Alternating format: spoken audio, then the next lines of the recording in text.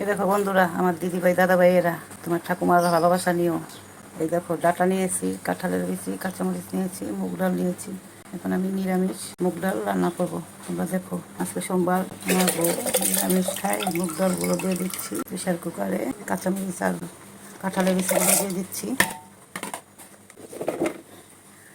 ডাটাগুলো দিয়ে দিচ্ছি। এগুলো দিয়ে এখন একটু লবণ দিয়ে দিচ্ছি স্বাদ মতো। হলুদটা পরে দিয়ে সম্বার দিব। এখন আমি প্রেশারে ফুটিয়ে নিব। এই বন্ধুরা, প্রেশার কুকারের মধ্যে মুগ ডাল ভেজে ধুয়ে ডাঁটা, কাঁঠালের বিচি, কাঁচামরিচ, লবণ দিয়ে বসিয়ে দিয়েছি। আমাদের আবার ঢাকায় গ্যাসের সমস্যা, গ্যাস চলে যায়, কমে যায়, তাই প্রেশার কুকারে দিয়ে দিয়েছি সিদ্ধ হওয়ার জন্য। পরে ঢেলে সম্বার দিব। এই দেখো বন্ধুরা, ডালের মধ্যে যে ডাঁটা, কাঁঠালের বিচি দিয়ে প্রেশারে দিয়ে দিয়েছিলাম, সুন্দরভাবে সব কিছু সিদ্ধ হয়ে গেছে। এখন সম্বার দিয়ে দেব। ঘি দিয়েছি যে কড়াইয়ের মধ্যে, ঘি দিয়ে দিয়েছি। দুটো তেজপাতা, শুকনো মরিচ, তেজপাতা আর কয়েকটা গোটা জিরা দিয়ে দিচ্ছি।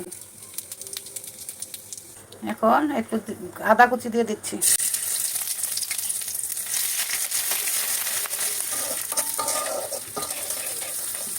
এর সঙ্গে আদা সম্বার দিলে অনেক সুন্দর একটা স্মেল বেরোয়। এখন ডালটা ঢেলে দিচ্ছি।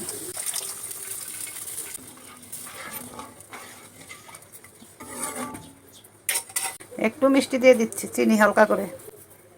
হয়ে গেছে আমার কাঁঠালের বিচি আর ডাঁটা দিয়ে মুগের ডাল, ঘি সম্বার দিয়ে। এভাবে মুগের ডাল রান্না করলে, লেবু দিয়ে খেলে অনেক সুস্বাদু হয়। এভাবে সব কিছু গলে গেছে একদম। হয়ে গেছে আমার মুগ ডাল।